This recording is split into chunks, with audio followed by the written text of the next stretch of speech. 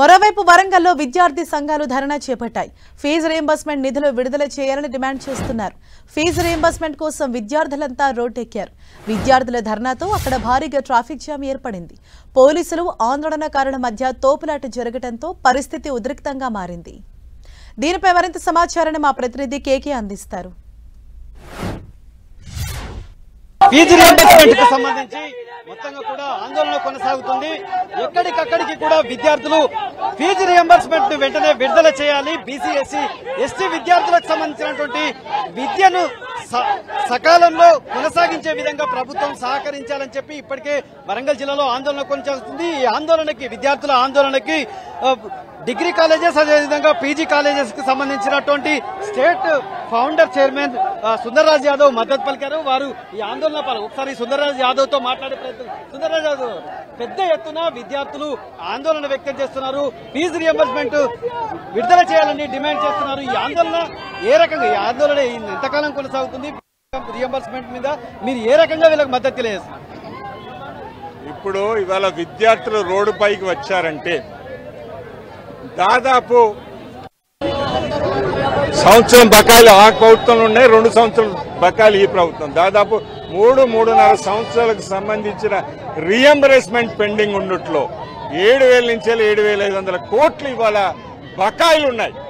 అయినా కానీ మేము ప్రభుత్వానికి సహకరించడానికి మేము ఉన్నాం. మేము కోరేది ఏంటి? దాదాపు సంవత్సరంన్నర క్రితం టోకన్స్ రిలీజ్ చేశారు, కానీ వారి అమౌంట్ రిలీజ్ చేయకుండా ఆపి ఎప్పుడు అడిగినా డబ్బులు లేవు. మీరు జీతాలు తీసుకోవడానికి ఎమ్మెల్యే ఎంపీలకు డబ్బులు ఉంటాయి, గవర్నమెంట్ ఎంప్లాయీస్ కు ఉంటాయి, ప్రతి ఒక్కరి స్కీమ్ నడపడానికి మీకు డబ్బులు ఉంటాయి. కానీ ఇవాళ పేద విద్యార్థులు ఎస్సీ ఎస్టీ బీసీ బహుజన విద్యార్థులకు చెల్లించవలసిన స్కాలర్షిప్లు ఆర్టీఎఫ్లకు మాత్రం ఈ ప్రభుత్వం దగ్గర డబ్బులు లేవంటే ఇది ఒక బాధాకరమైన విషయం. మిమ్మల్ని ఏమంటున్నావు? దఫావారీగానే చెల్లించండి, 20% అయినా రిలీజ్ చేయండి, కానీ వీరి భవిష్యత్తును కాపాడవలసిన బాధ్యత ఇవాళ ప్రభుత్వం పైన ఉన్నది. ఈడ చదువుకునే పిల్లలంతా ఎస్సీ ఎస్టీ బీసీ విద్యార్థులు.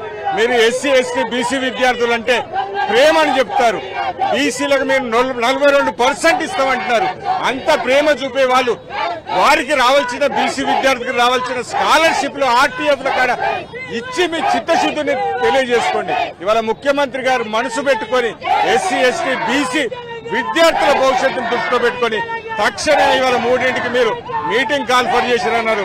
అదంటే సంతోషంగా మీరు అది రిలీజ్ చేసి వీళ్ళందరినీ కాపాడుతారని, ఇది రిలీజ్ చేయని పక్షంలో ఈ ఉద్యమం కొనసాగుతుంది.